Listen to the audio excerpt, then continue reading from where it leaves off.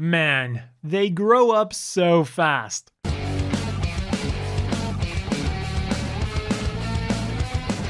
Hey guys, Kakarot197 again. This time with a review of the high-grade Demi Barding, the new, improved, and more expensive version of the Demi trainer.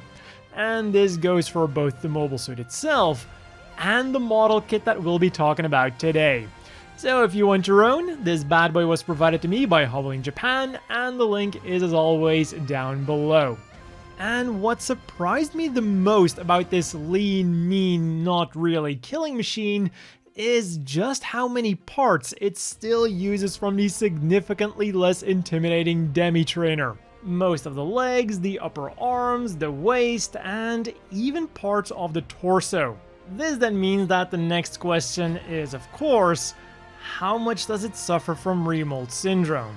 And in the shoulders, you can definitely notice it. We get a whopping 6 stickers per shoulder, and after that you still have to paint the tubes white. Continuing with the stickers, we get 2 more black stickers for the thrusters on the chest, and metallic green stickers for the chest sensor, the backpack sensor, and the double sensor of the main beam rifle. And with those taken care of, you just need some markers for the panel lines, black for the insides of the thrusters, and grey for these round bits on the arms, these things on the backpack head, and the wheels on the bottom of the feet. Also, admire the hollowness of the bottom of the feet and the knee joints. But yeah, all things considered, while the Demi Barding isn't perfect, it is plenty badass enough to make you overlook those little imperfections, even straight out of the box. So, on to the accessories and the weapons of this thing. For close range combat, we first get 2 traditional beam sabers that come with 2 clear pink beam saber blade effect parts. They fit snugly into the hands, and when not in use, they're stored into the flexible booster units on the outside of the legs. Which, by the way, can also be attached to the insides, and even the arms, because you can. The Beam Rifle Plus then might be called a beam rifle, and it even looks a little bit like a beam rifle, one that can slot into the hands and the lower arm, and also comes with a movable second handle to hold onto it with both hands, but real fans know that this is just a fancy club. The manual might not tell you that you can do this, but the circumference of the barrel is perfect for the hands, so I have no doubt that it was designed with this in mind. And for even more firepower then, we get the Fist Vulcan guns that can provide suppressive fire, and the Bowery Pack backpack. You can either have this thing attached like a traditional backpack with articulated beam cannons that can go either over or under the shoulders, or it can fly around by itself. For this, you simply remove it, plug this piece into it, which then allows it to be hooked up to a Wittrom Mercury action base, plug this part into the now empty back of the Demi, and then connect them with this wire. I think this is the most well-armed R2-D2 I have ever seen. And finally, because this is a remold, we also have a few leftover pieces. The old, worthless ankles, and pieces for the head of the standard Demi trainer. But there is still a bit more. Thanks to the fact that this is a remold of the Demi trainer, it's also fully compatible with the weapon set. Meaning that you have a lot of easy customization options beyond the things included with the set itself. And we get even more surprises from the articulation of this thing. The head is still on the same old ball joint and doesn't really allow for a lot of up and down movement, and even the sideways movement is significantly hindered because of those chonky shoulder units, but then the shoulders themselves are on 2 ball joints for some pretty nice forward movement until they inevitably pop out. So let's pop them back in. They go a little bit backwards and a little bit upwards to allow the arms to go nicely up like that. It's about 90 degrees, all things considered. Then the chonky new shoulder armor, well, chonky compared to the shoulder armor of the regular Demi trainer, these things can go up and down individually. Then the arms can rotate around, bend at the elbow on a single joint for a little over 90 degrees, and then the hands are on ball joints, will wiggle around, turn around, and do everything a ball joint does. Then the waist is just on a single ball joint, but it never ceases to amaze me how much a single ball joint can do. And then if you want even more forwards and backwards movement, you simply have to open up the back skirt, and then it goes even more forwards and even more backwards. And when you have it in position, you can simply close it back up again to lock it in its new place.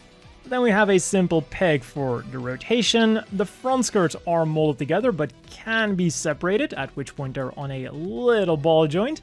The legs can go forwards about that far, with the backwards movement depending on where you have the back skirt. They go about that far normally, but then when you open it up, they can also go backwards really far.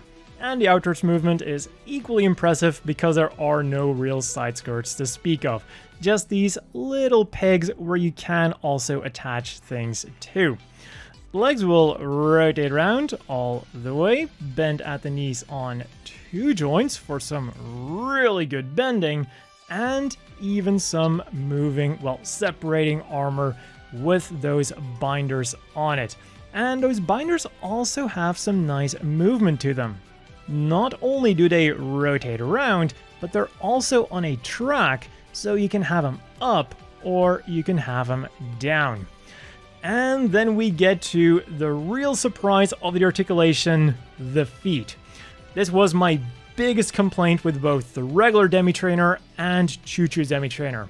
The feet just didn't move enough to pull off all of the cool poses you would want those things to take.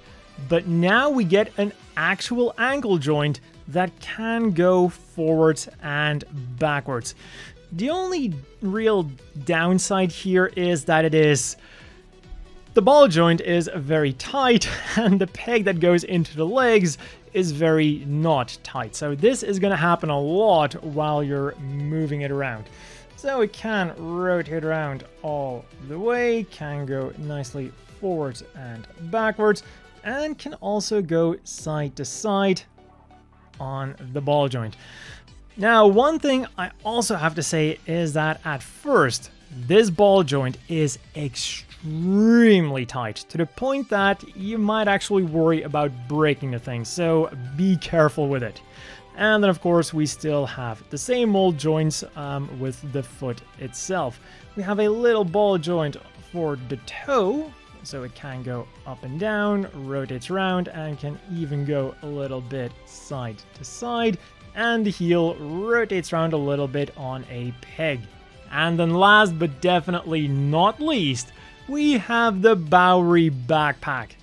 The cannons can rotate around all the way, and they're also on their own little hinge joints. So, as I said before, you can have them over the shoulder, or if you're very careful, you can have them under the shoulder. But as you can see, the cannons, when you just rotate them around, they're actually gonna bump into the bottom here. So, although you can technically get them like this, it doesn't feel quite right. So actually the smartest thing to do is to simply disassemble the backpack, put them in this position, and then reassemble the backpack. That is by far the safest feeling thing.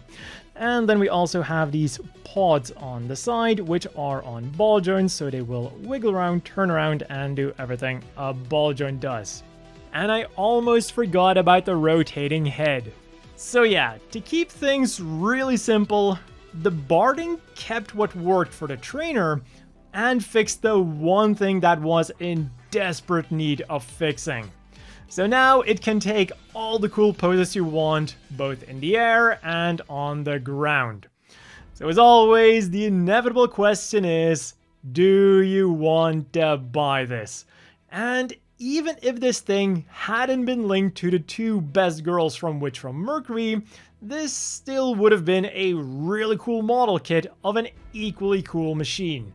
It might need a little bit of work to be truly perfect, but the rest really does make up for that. For a cool 1,900 yen, it comes with a lot of gimmicks and accessories straight out of the box. And beholden to its Demi legacy, it comes with a lot of extra, easy customizations as well. So this thing really is the perfect addition to your Witch from Mercury collection or to your Demi army. For some size comparisons then, here it is again next to the standard Demi Trainer and Choo Choo's custom Demi Trainer, and it's really like they're getting more and more badass with every iteration. So maybe next up, we'll get a Demi Gundam. Then here it is next to its current target, the Eri rebuild, and the unit that it was fighting alongside of, the Delonza mass production version. And then finally, here it is next to the standard sized Gym Custom and the always bulky Zaku 3. The Demi Barding might be a chunky Demi, but the Zaku 3 does still have the edge. The backpack is really massive though. But that has been all for the all grown up Demi. Again, links to buy your own down below. As always, a big thank you to the Patreon supporters. I hope everyone watching has a great day, and I'll see you all next time.